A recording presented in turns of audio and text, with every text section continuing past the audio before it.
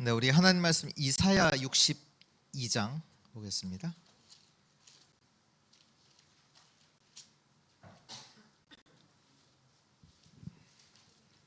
(6절에서 12절) 말씀입니다.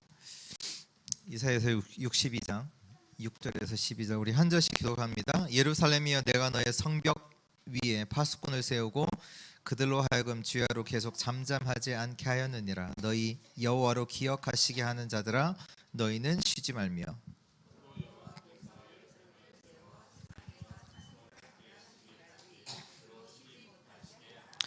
여호와께서 그 오른손 그 능력의 팔로 맹세하시되, 내가 다시는 내 곡식을 내 원수들에게 양식으로 주지 아니하겠고 내가 수고하여 얻은 포도주를 이방인이 마시지 못하게 할 것인즉,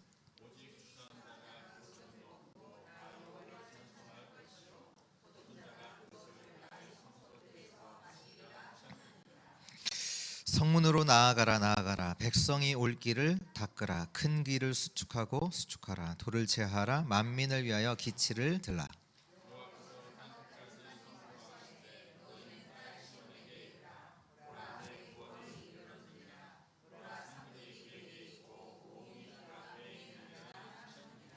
(12절) 같이 읽습니다. 사람들이 너를 일컬어 거룩한 백성이라 여호와께서 구속하신 자라 하겠고, 또 너를 일컬어 찾은 바 된 자요 버림받지 아니한 성읍이라 하리라. 아멘.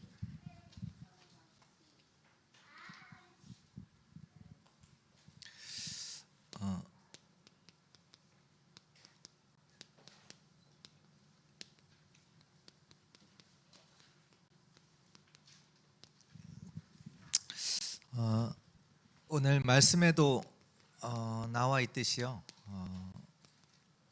하나님께서 저와 여러분들을 파수꾼으로 불러주셨습니다. 근데 이 파수꾼이 있어야 될 곳이 있잖아요. 그것이 이제 망대입니다. 이 망대에는 뭐가 있느냐? 세 가지가 있어야겠죠. 먼저는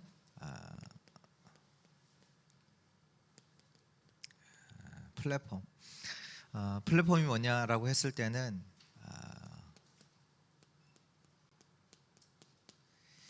실제의 보좌의 축복을 누릴 수 있는 이 플랫폼들이 만들어져야 돼요.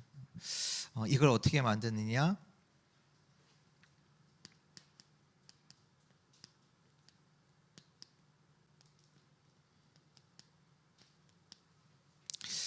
우리가요, 그러니까 자꾸 응답을 다른 데서 찾으려고 하거든요.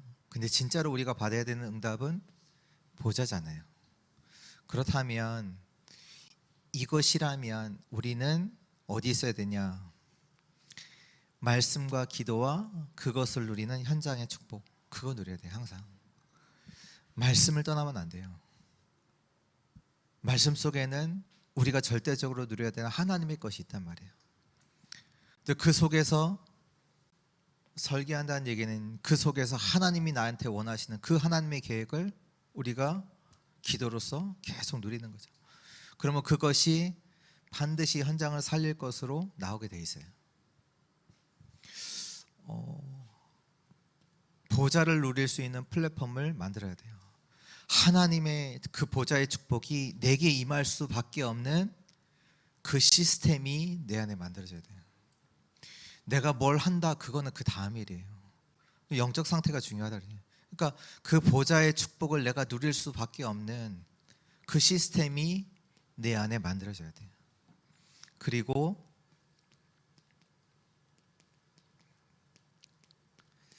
파수망대를 갖고 있어야 되죠. 여기서 가장 중요한 것은 빛입니다. 이 빛이 먼저는 내가 갖고 있어야 되고, 그렇잖아요. 그리고 그 빛을 보고 사람들은 이 파수대로 오는 거잖아요. 그죠? 그 빛을 보고 오는 거잖아요.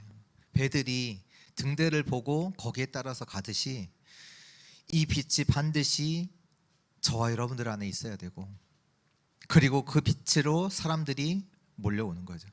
그 빛을 보고 오는 거죠. 그러면 또 안테나가 만들어지는데, 안테나는 뭐냐? 가장 중요한 게 소통이죠. 뭐랑 소통하냐? 하나님, 나, 그리고 사람, 만남, 이거 소통돼야 돼요. 그리고 우리가 하나님의 것을 전달할 수 있잖아요. 우리가 하나님의 것을 알고 하나님의 것을 전달한다. 이 속에서 일어나는 일이 뭐냐? 치유거든요. 그래서 흩어진 자들이 해야 될 것은 뭐냐? 흩어진 자들이 왜 있냐? 영적 치유하기 위해서 있습니다. 왜냐, 사람들은 어제 우리 말씀 주셨지만 나의 것,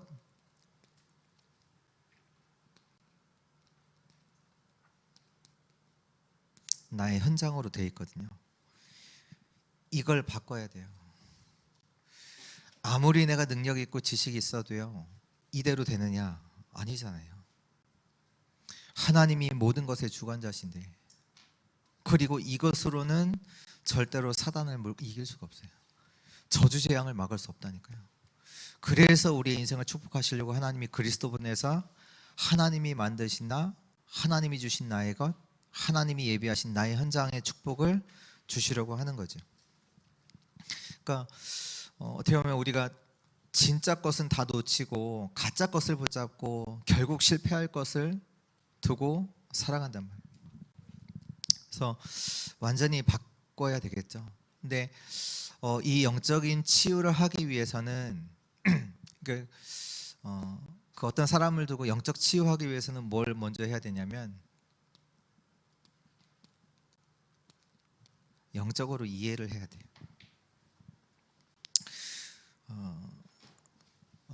사람의 이제 그 모습이 이렇게 나올 수 있어요. 근데 진짜는 그게 아니잖아요. 영적으로 병들어 있는 거잖아요. 그 사람을 이해를 못하면 치유는 할 수가 없잖아요. 저 사람 왜 저래? 치유할 수 있어요? 없잖아요. 영적으로 보면 완전 병들어 있는 거잖아요. 이 속에서 병들어 있는 거예요. 그래서 그 사람을 먼저 이해를 해야 우리가 그 사람을 수용도 하고 그 상황들을 초월을 할 수가 있잖아요. 그러니까 일단 이해가 돼야 그 사람을 보는 눈이 달라지잖아요. 왜 사람 저대로 왜 저래? 이렇게 뭐 이런 나쁜 짓을 왜 많이 해? 술을 많이 먹어? 뭐를 해? 그게 아니죠. 더 정확하게 말하면 영적으로 병들어 있는 거죠. 이해해야 돼요. 이해해야 그 사람을 치유할 수 있죠. 어떤 치유냐? 질병 치유를 해줘야 합니다. 뭐 말씀은 뭐 잘 아시듯이 사도행전 13장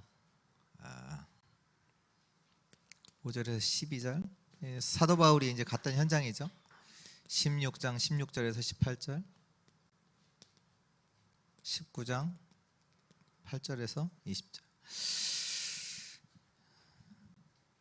바울은 사람들에게 왜 이 병이 왔는지 알았잖아요. 그리고 어떻게 이 사람들이 될 거라는 것도 알고, 그래서 그들에게 그리스도가 아니면 안 된다는 것을 알았기 때문에 뭐 했냐면 집중할 수밖에 없는 거죠.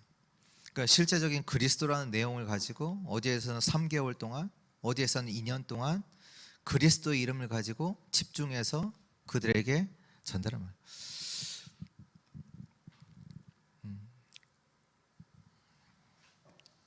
그리고 예배 치웁니다.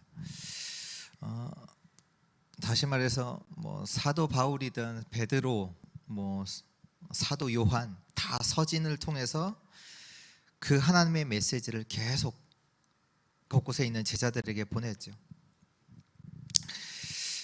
어떻게 보면 하나님이 주시는 그 메시지를 정확하게 잡는 것 자체가 예배 치유요, 예배 회복입니다.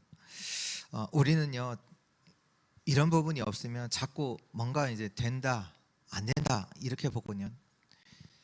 된다, 그것도 아니에요. 안 된다, 그것도 아니죠. 하나님은 우리를 통해서 진짜 하나님이 하시고자 하는 그 메시지를 전달해 주시잖아요. 그다음에 하나님께서 진짜로 우리 인생에 시작하신다, 그러면 끝난 거거든요. 근데 우리는 뭔가 좀 되면 된다라고 착각하고 안 되면 안 된다라고 또 착각하고. 아니죠. 하나님은 우리의 인생을 통해서 중요한 새로운 시작을 하실 줄 믿습니다. 그래서 우리는 하나님의 말씀을 정확하게 붙잡아야 돼요. 아무것도 없는 곳에서 하나님은요, 모든 것을 살리는 그 일을 시작하실 수 있어요. 그렇잖아요. 노예로 가는 다 끝난 거냐? 아니잖아요. 그것이 237을 살리는 하나님의 길이었잖아요. 감옥에 갔다 망한 겁니까? 아니잖아요. 그래서 우리는 항상 말씀을 정확하게 붙잡아야지 올바른 시작을 할 수 있어요. 올바른 인도도 받을 수 있고 올바른 응답도 당연히 오게 돼요. 말씀이 성취되니까요. 우리 현장에 흩어져 계신, 또 흩어진 우리 복음 가진 여러분들을 통해서 현장에서 이런 치유의 역사들이 계속 일어나기를 예수 그리스도의 이름으로 축복합니다.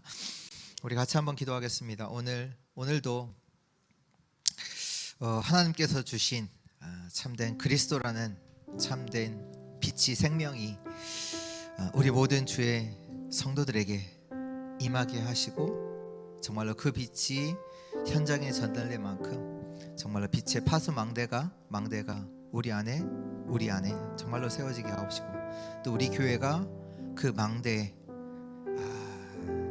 그 축복을 누리는 교회 되어지도록 정말로 그리하여 우리를 통해, 우리 교회를 통해서 이 지역과 또 우리 관계된 모든 현장에 하나님의 치유가 일어나는 그 역사를 보게 하옵소서. 오늘 예배를 두고 같이 한번 기도합니다.